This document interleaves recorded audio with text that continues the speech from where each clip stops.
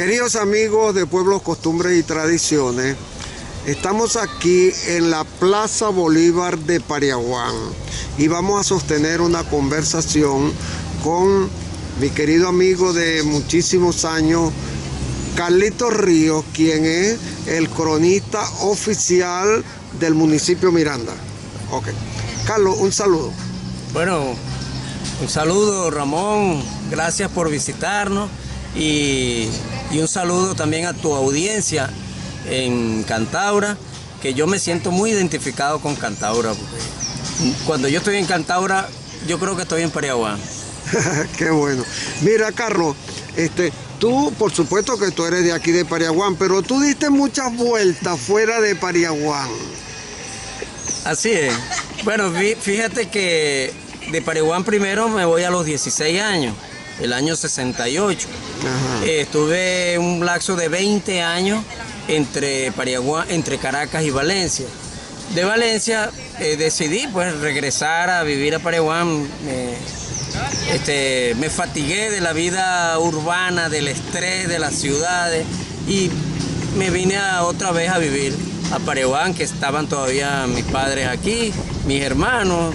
Y por allá por Pariaguancito. Por Pariaguancito. Donde quedaban aquellas matas de algarrobo allí, correcto, ¿verdad? Que jugaban bolas criollas allí también. Eso es correcto. Allí vi mucho a Juan Tabata pegar unos boches, yo no sé, de 20, 30 metros, 50 metros, qué sé yo cuánto. Don Ignacio González, Manuel Canita. Sí, toda esa gente, sí. Qué cosa tan bella esos tiempos. Carlos, mira. Ya tenemos 3 días conversando de temas relacionados con Pariaguán y bueno, y por supuesto que eso para nosotros es de mucho agrado. Siempre hablamos de ese tema. ¿Cómo será que la primera vez que nos sentamos a hablar nos cerraron la panadería? ¿Te acuerdas, no? Sí. Nos dieron, bueno, lo lamentamos muchísimo, pero tenemos que cerrar. Carlos, nos hemos puesto de acuerdo para tener esta conversación, y vamos a tratar el tema de la fundación de Pariaguán. Hay tantas cosas que se dicen, ¿verdad? Y bueno, tú como cronista oficial del municipio, cuya capital es Pariaguán, pues debes darnos la información que si no ponga completamente orden en las cosas, de inicio a poner orden. Es correcto. Bueno, en primer lugar, la fundación de Pariaguán fue el 21 de junio de 1744. ¿Y por qué tú lo dices con tanta seguridad? Abre diciendo eso. Porque primero lo que estamos seguros que ocurrió, lo que está comprobado. Luego podemos hacer un ejercicio de especulaciones, de versiones. Es lógico que lo hagamos. Pero también. Primero es eso, fue el 21 de junio de 1744. Inclusive la primera iniciativa de fundación de Pariaguán tiene mucho que ver con Chamariapa. Porque 2 indígenas se consiguieron, no sabemos dónde, en esta sabana, y decidieron fundar un pueblo y entonces se pusieron de acuerdo para buscar al misionero que estaba fundando en ese momento a Chamariapa, que fue Fray Fernando Jiménez, que fue el fundador de Chamariapa. Ellos lo contactan a principios del año 1741. Chamariapa ya tenía un año fundado aproximadamente. Exactamente. Bueno, entonces en 1741, Fray Fernando Jiménez acompaña a los indígenas, van a buscar otras familias indígenas a las lagunas de Anache por el Orinoco, y del Orinoco traen 20 familias a este lugar. Los dejan Cuando hablamos de este lugar, hablamos justamente de la zona, la tierra que ocupa Pariaguán actualmente. Bueno, yo pienso, o si no fue en este mismo espacio donde está la Plaza Bolívar, para mí fue en la plaza de Pariaguancito, donde está el Romualdo Delfín Gómez. Yo creo que allí fue el lugar donde los indígenas se asentaron, pero eso no está comprobado. Por supuesto. Entonces, esas 25 o 30 familias indígenas estuvieron aquí mientras Fray Fernando Jiménez se dirigía a Píritu a que lo autorizaran a fundar el pueblo. Ajá. El pueblo, el comisario de Espíritu, a su vez, va donde el gobernador en Cumaná a que le autorice a fundar el pueblo. Pero el gobernador no estuvo de acuerdo con fundar el pueblo en este lugar. Discúlpame un momentico, Carlos, que te interrumpa. Cuando tú hablas comisario de Espíritu, ¿a qué te refieres? ¿A qué persona o a qué personaje público te refieres? Bueno, los misioneros franciscanos tenían, era una orden religiosa y tenían una jerarquía. El comisario era el jefe de ellos, el de mayor jerarquía, y estaba... Como decir ahorita el obispo. Es correcto. Entonces, ese comisario estaba en Espíritu. De allí que viene la denominación misioneros franciscanos de Espíritu. ¿Cierto? Pero era una orden religiosa española que tomó a Espíritu como su sede, y desde Espíritu comenzaron el proceso de pacificación, de evangelización de los indígenas de lo que es hoy el estado Anzoátegui. Entonces, este comisario va o le escribe al gobernador de Cumaná, y el gobernador no está de acuerdo en fundar el pueblo de Pariaguán, y le dice que más bien él desea la fundación de un pueblo en las bocas del río Pao, porque para él su comisión militar era la de detener el tránsito de los ingleses, franceses y holandeses que remontaban el río Orinoco, hacían negocios con los caribes, y ya España estaba a punto de perder el control de la Guayana venezolana. Como una medida de la corona española para evitar que le arrebaten el control de la Guayana, le transmiten esas órdenes, instrucciones al gobernador para que detenga el avance de los contrabandistas por el río Orinoco. Entonces él, pendiente de sus responsabilidades, él prefiere que funden pueblos en la orilla del río Orinoco, en la costa del río Orinoco. Pero los misioneros a su vez le ponen al gobernador, lo convencen y le dicen: gobernador, nosotros tenemos una cédula real donde nos piden que agrupemos a los indígenas de estas zonas de los llanos para poder ir con más seguridad hasta el río Orinoco. Entonces, en 1744 llegó un obispo de Puerto Rico. Los ganaderos que ya estaban asentados por el río Pao le piden al obispo fundar una villa de españoles en el río Pao. Perdóname, Carlos, pero tú sabes que uno tiene que ir aclarando detalles. Por ejemplo, para nosotros, toda la dependencia de toda esta zona en la época de la colonia era desde Santo Domingo. Y tú hablas de Puerto Rico, de la isla de Puerto Rico. ¿Por qué? ¿Cómo ingresa? ¿Cómo llega eso? Bueno, la Nueva Andalucía, porque todos estos territorios se llamaban provincia de la Nueva Andalucía. Entonces la Nueva Andalucía dependía en lo jurídico de la audiencia de Santo Domingo, pero los religiosos dependían en lo religioso del obispado de Puerto Rico. Ah, perfecto. Entonces aquí venían delegaciones o misiones legales desde Santo Domingo, pero llegaban los obispos desde Puerto Rico. Entonces, y en lo político dependían del gobernador que estaba en Cumaná, que era el gobernador de la provincia. Bueno, en estas circunstancias, eso fue a principios del año 44, se comisiona a Fray Alonso Hinestrosa para que refunde el pueblo del Pao y funde a la misión de Pariaguán, una misión de indios, porque los misioneros fundaban pueblos de españoles, pueblos de villas de españoles para los españoles, y fundaban pueblos de misiones para los indígenas. ¿Cierto? Y entre pueblos indígenas y pueblos de españoles estaba prohibida la permanencia. No les permitían ni a los indígenas permanecer en los pueblos españoles, ni a los españoles venir a los pueblos de misiones.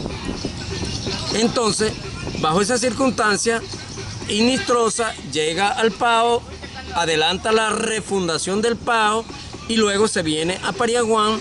El 16 de junio llega a Pariaguán y el 21 es cuando funda de manera oficial a Pariaguán. Y lo digo así porque ese día el testimonio, que es de Fray Antonio Caulín, dice: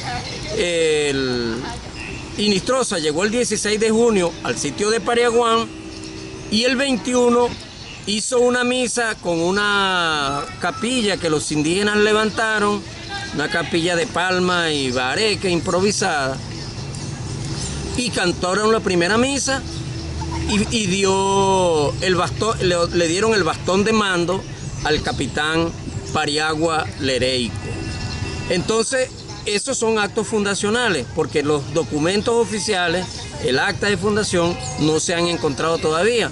Pero esos son testimonios referenciales que nos indican que ese día se fundó. Como nombraste a Fray Antonio Caulín, ¿tú puedes ampliarnos información quién es él? Bueno, ¿quién fue él? Fray Antonio Caulín era también franciscano, había llegado a Venezuela junto con Inistroza, y cuando Inistroza llegó a ser comisario de las misiones, le comisionó a Caulín para que escribiera la historia de todos estos pueblos, de la historia de las misiones. Y Caulín recibió de parte de Inistroza los documentos para fundar San Joaquín, Santa Ana, o sea, que habían sido de la fundación de San Joaquín, Santa Ana, Chamariapa, Pariaguán, toda esta zona se la entregó Caulín a Inistroza, se la entregó a Caulín. Y Caulín escribió la historia coreográfica de la Nueva Andalucía. Sí. Y está allí donde está la versión de la fundación de Cantaura también. Que sí, tampoco se ha conseguido acta fundacional. Exacto. Entonces, los historiadores o cronistas lo que hemos hecho es aproximaciones. En el caso de Cantaura, aproximaciones. Pero en el caso de Pariaguán, está referido que fue el 21 de junio de 1744. Pero algunas personas han querido decir que fue el 41 cuando se fundó Pariaguán, cuando vino Fray Fernando Jiménez para acá. Yo, de todas maneras, cuando me refiero a la fundación de Pariaguán, no dejo por fuera a Fray Fernando Jiménez. Yo digo que Pariaguán tuvo 4 fundadores, 2 misioneros, el que empezó la fundación, que fue Fray Fernando Jiménez, y Inistroza, que vino a completar la fundación, y dos indígenas que fueron Pauvia y Pariagua. Son 2 caciques indígenas, uno era Caribe y el otro era Palenque. Entonces, para mí, la fundación de Pariaguán descansa sobre la responsabilidad de esas 4 individualidades. Carlito, cuando tú hablas de Inistroza, cuando hablas Caulín. No, de Inistroza, me parece oír que dices Inistroza y no Inostroza, como se acostumbra a decir. Bueno, el apellido con el tiempo se ha ido deformando, pero los testimonios que tenemos de Caulín lo menciona como Inistroza. Así aparece en todas las relaciones. H-I-N-I. H-I-N-I, Inistroza. Cuando en la lista que ponen de las misiones de misioneros que llegaron a Venezuela, en la lista de la misión número 12, que fue cuando llegó Inistroza y llegó Caulín también, aparece el nombre de Inistroza. Ellos llegaron en la misma misión. Llegaron en la misma misión de España. Y Caulín pues fue testigo de todas estas cosas. No sé si presencial, pero por lo menos referencial o muy cerca. La historia estuvo muy cerca de la presencia de Carlos. En algunas ocasiones también se habla de que Pariaguán fue fundado como una referencia a las cabeceras del Unare. ¿Qué tienes tú que decir con respecto a eso? Sí, bueno, Caulín refiere, desde una vez él nombra Pariaguán, el pueblo de Pariaguán, la misión de Pariaguán, el sitio de Pariaguán. El sitio de Pariaguán. Pero cuando tú buscas los papeles, los documentos, Pariaguán aparece como cabeceras de Unare y como Unare. Yo tengo en mi poder un empadronamiento de 1761, Ajá. 20 años después que Oye, se inició la fundación muy de Pariaguán. poco tiempo, por 20 cierto. años después. Entonces, en ese empadronamiento dice padrón de los indios del pueblo de Misiones de Cabecera de Unare. Padrón es algo así como un Un censo. censo. Exacto. El padrón de los indios de la misión de Cabeceras de Unare, dice, y es Pariaguán. Ah. Luego, en 1783, cuando Luis de Chávez Mendoza entrega los ejidos o los resguardos indígenas, que también lo hicieron allá en Chamariapa, el documento referido a Pariaguán dice Cabeceras de Unare, dice Santo Cristo de Pariaguán, Santo Cristo de Cabeceras de Unare.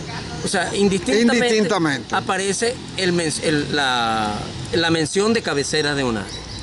Y Nostroza, que fue el fundador, en los papeles que le entrega a Caulín dice unos Unare y en otros dice Cabeceras de Unare. De ahí debe venir entonces la confusión que es correcto. Pero hay otro testimonio que es bien interesante, Ramón. En 1800, bueno, poco más de 1800, me imagino, llegan dos campanas a Píritu. Ajá. Una para Cachipo, Santa Cruz de Cachipo, y otra para Pariaguán. Ajá. Esas dos campanas venían en cajas. Ajá. Y mandaron dos comisiones de indígenas.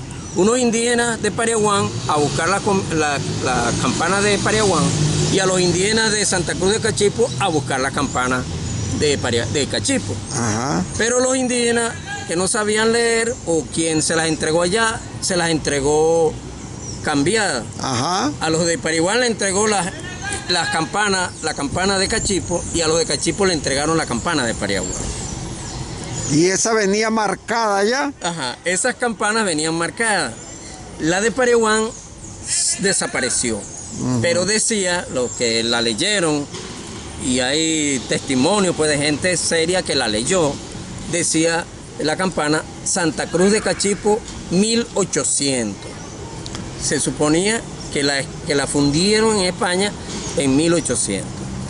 Y la de Cachipo dice Cabecera del Santo Cristo de Cabeceras de Unare. Imagínate. Dice la de Cachipo. Ahora, lo bonito del relato es que la campana está ahorita exhibiéndose en Cachipo. Pues no sabía eso, me acabo de enterar, Carlito. Frente a la iglesia de Cachipo está y bajita, que tú puedes... No, sí, eso lo he visto, tengo una foto, ahora que me acuerdo de eso, tengo una foto. Tú puedes leer que dice Cristo crucificado de Cabeceras de Unare. Dice la campana. Ajá.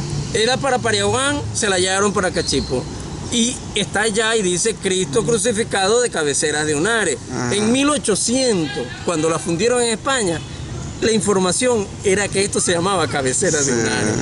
Se me parece ese incidente, por llamarlo de alguna forma, se me parece a la patrona de Valencia, que dicen que es la Virgen del Socorro, es la patrona de Valencia, pero la imagen que se venera ya es la Dolorosa, porque hubo una confusión en ese sentido, según hablan pues los historiadores así como tú. En Barquisimeto pasó eso mismo también. Sí. La pastora no está en Barquisimeto. En Barquisimeto, está en Santa Rosa. Está en Santa Rosa, porque fue así también. Donde se hace una procesión inmensa, que dicho sea de paso, es la procesión... Después de la de México y de la de Guadalupe, la más numerosa. Sí, y es la más numerosa, por supuesto, de la de Venezuela, por supuesto, sí. Qué bello. Una vez tuve la ocasión de estar por allá. Carlos, mira, ahora que, mira, qué bueno, qué interesante que la gente pueda oír tu exposición con respecto a eso, ¿verdad? Pero todavía quedan algunos detalles, ¿verdad? ¿Cómo es entonces que el Pao, como le decían, la villa del Pao, le decían, o pueblo de españoles del Pao, como le decían al principio, tan pequeño, ¿verdad?, no haya crecido como creció Pariaguán? Bueno, el Pao la evolución, un poco la evolución del Pao. Ellos, los ganaderos del Pao, querían que los misioneros le fundaran una villa de españoles. Ajá. Pero para fundar una villa de españoles se necesitaban por lo menos 30 familias y no llegaban ni a 19 familias cuando llegó Inestrosa al lugar. Entonces el pueblo no quedó como villa de españoles, sino como un pueblo de españoles. Ajá. Luego, el 30 de septiembre de 1801, llegó una cédula real de España donde le daba la categoría de villa a El Pao y a San Diego de Cabrutica. Ajá. En esa misma cédula real, el Consejo de Indias de Sevilla le otorgó la categoría de villa de españoles al Pao y a San Diego de Cabrutica. Estamos hablando de 1801. 1801. Ok. Luego, por supuesto, el Pao era la cabecera de todo, tenía jurisdicción sobre toda esta parte, y en 1821, con la Constitución de Cúcuta, se crean los cantones. Sí. Entonces, aparecía el Cantón Pao. Era algo así como un distrito, algo así. Lo que fueron después distritos. Exacto. Y hoy son municipios. Exacto. Bueno, entonces el Cantón Pao quedó con las parroquias Cabecera El Pao, parroquia Cabecera El Pao, Pariaguán, Atapirire, Múcura, Boca del Pao, Soledad, Pueblo Nuevo del Cari, Carapa, y otro lugar que no es... Imagínate, una inmensidad de territorio. Hasta más allá de Soledad era la jurisdicción de la villa del Pao. Imagínate. Por supuesto, Pariaguán, hasta 1821, Pariaguán era una población indígena y dependía del Pao porque era una parroquia del Pao. Entonces, no sabemos, no se ha logrado saber por qué el Pao fue perdiendo importancia, pero lo que sí sabemos es que me han dicho a veces es que como está entre los límites del Pao está el río Catuche y el río Pao, en invierno crecían demasiado esos ríos. Ajá. Y el Pao quedaba 4 y 5 meses en el año aislado. Entonces imagínate tú, un pueblo que tiene 4 o 6 meses al año que no se le puede llegar. También sabemos, y ustedes lo de Cantaura también lo saben, que la vía... Bueno, yo vivo en Cantaura, pero no soy de Cantaura. Bueno, la vía era por Aragua de Barcelona. Sí. Entonces, pero ya en el siglo XIX se creó una vía desde San Mateo, Chamariapa, Mesa de Guanipa, directo a Soledad. Sí, por la Mesa de Guanipa. Cierto. Entonces, el Pao, al utilizar esa vía, el Pao quedó marginado, inclusive como tú sabes, Aragua también quedó marginado. Sí. Entonces, pero el Pao quedó marginado. Y la gente del Pao empezó a mudarse para Pariaguán, los de San Diego también a Pariaguán, los de Aragua se vinieron también a Pariaguán. Tú conociste pues a los Lander, sí, claro, los Gómez, Mijares. Ajá. Toda esa gente venía de Aragua de Barcelona y de Cachipo también. Llegaron y Pariaguán fue creciendo mientras que el Pao fue decayendo. Sí. Bueno, al punto que tú sabes que Francisco de Miranda fue diputado por el Pao en los tiempos de la Guerra de Independencia. El Pao mantenía pues esa hegemonía. Para el primer Congreso Constituyente. Bueno, entonces, pero después de eso, el Pao empezó a perder importancia. En 1893, creo que por razones políticas, el ayuntamiento del Pao no estaba sintonizado políticamente con el presidente del Estado ni con el presidente nacional.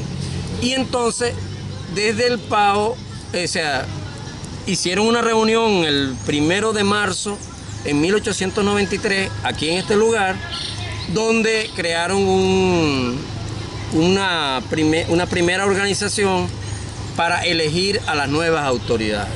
Entonces, podemos decir que desde 1893 la capital del Pao pasó entonces a Pariaguán. En 1893 ya era distrito Pao y pasó a ser entonces Pariaguán la capital del distrito Miranda, porque le cambiaron el nombre del distrito Pao a Miranda, y Pariaguán entonces pasó a ser capital del distrito Miranda. Esto en alusión en los tiempos de Guzmán Blanco, que se inició ese proceso de identificar las regiones con los nombres de sus próceres. Como Miranda había sido diputado por esta zona, por el Pao, le dieron entonces al distrito el nombre de Distrito Miranda. Y hoy pues siguió como Distrito Miranda hasta 1989, y a partir de 1989 es el municipio Francisco de Miranda. Carlito, bueno, ya estamos terminando esta agradabilísima conversación, interesante conversación que hemos tenido, que vamos a extenderla en otra ocasión para otros temas relacionados aquí.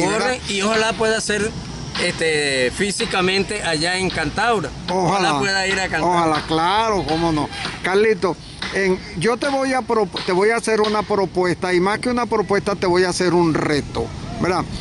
Nosotros tenemos que conformar aquí en Pariaguán un centro, un grupo de personas que se dediquen a hablar de estos temas, porque todavía hay mucha gente que tiene muchas dudas, y algunos de ellos se guían por lo anterior. No, que esto nunca se llamó Pariaguán, sino cabecera de Unares, y otros que dicen no, porque resulta que no se llamó Pariaguán, sino Pariagua, y después que la N por razones fonéticas. Necesitamos eso. ¿Qué piensas tú con respecto a eso? Sí, me parece bien interesante, pero que es bueno retomar esa idea que nos estás dando, porque eso nos va a permitir, y en este momento que es más importante todavía, porque recuerda que Pariaguán ha recibido mucha población foránea, sí. Y ahorita en este momento más de la mitad de la población de Pariaguán no es de Pariaguán, sí. Entonces desconocen lo de la historia, y sería interesante que los resultados pues de esas conversaciones la difundamos y pongamos a todos los pariaguaneros en sintonía con la verdadera historia de Pariaguán. Qué bueno, Carlos. Mira, bueno, para que le dé, porque esto lo vamos a publicar en las redes, de manera que los pariaguaneros en cualquier parte del mundo en que estén, van a verlo, ¿sí? Para que le mandes un saludo a los paisanos. Bueno, muchos pariaguaneros también, igual que mucha gente de Cantaura y de toda Venezuela, está en el exterior. Mi familia, fíjate tú, Ramón, que ojalá mis hermanitos, mi hermanita, escuchen esto allá en Chile. Les voy a decir que busquen en YouTube, busquen la información, porque mis hermanas y mis sobrinos están todos fuera del país. El único que se mantiene de los ríos riberos soy yo aquí en Pariaguán.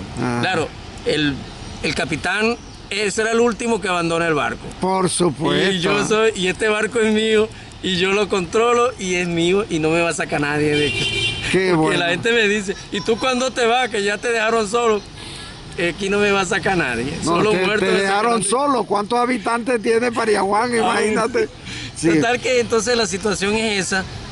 Un saludo, y reflexionen y regresen a Pariaguán, porque hay que luchar aquí, Ramón.